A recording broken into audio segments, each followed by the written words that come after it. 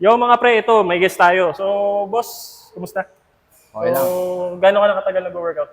Ah, I think mga 3 years na. 3 years na? Pero hindi naman consistent. Hindi ako consistent. Mga ilang beses ka lang sa isang linggo nag-train? Ah, nung consistent pa ako ay mga 4 days a week. 4 days a week. Pero So, ngayon mga twice a week na lang ako kasi gawa sa work. gawa sa work. So, ito, mga tao dito, may pinapalo ka bang workout o meal plan na galing sa internet or something? Meron naman. Oo, meron. Kung saan-saan mo lang kinukuha, parang Oo. gano'n. Parang grab lang. So ito, baka makatulong. Gagamit tayo ng pinakamalupit na fitness app sa Pilipinas. Number 1 to. So ito, punta ka dito. So, pakita ko sa yung app. Mismo ba ang pangalan niya? Okay. So, ang unang-una nito, kukunin ko lang yung details mo. Like age. Hmm. Age mo is, 27, weight mo is 80, 80. Height mo is 58. 5'8". So, activity level, ng beses sa isang linggo. Yan. 3 to 5. 3 to 5. Meron na 5. yan. Fitness level, beginner, intermediate. Intermediate. Intermediate. So, ito, fitness goal mo. Ayun. Hindi Mga naman kagid dito. bulk. Kumbaga fit lang ako. Athletic. Athletic. Athletic. Ganun. Okay. Kasi, Athlete. So, yun na. May workout ka na. So, punta tayo sa workout. Mabilisan. So, Monday to Sunday, nakalatag na yung workout mo, including rest. ganun. Hindi mo na alam mag-isip.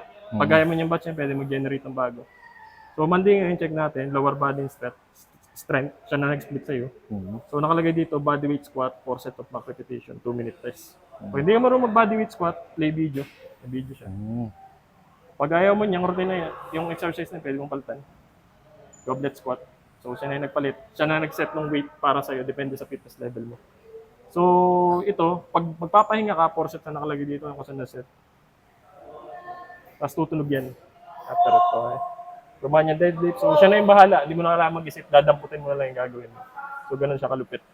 Pupunta tayo sa nutrition. Napaka-importante na. So, ang calorie intake mo per day is 2,700 TDEE. Siya na nag-compute based doon sa kinuhang details sa'yo. Kaya kinuha natin yung details mo. So, Monday to Sunday, nakalatag na rin. Wala ka nang isipin.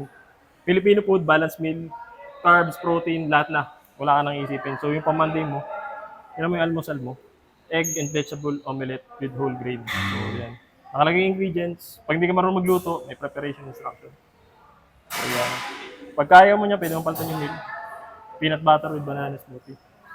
Filipino style beef tapa with garlic rice, tanghalian. Tapos hapunan, pork sinigang. So, saan ka nakakita meal na gano'n? So, itong maganda katanungan, how's the app? Helpful. Kumbaga. Helpful. Kasi,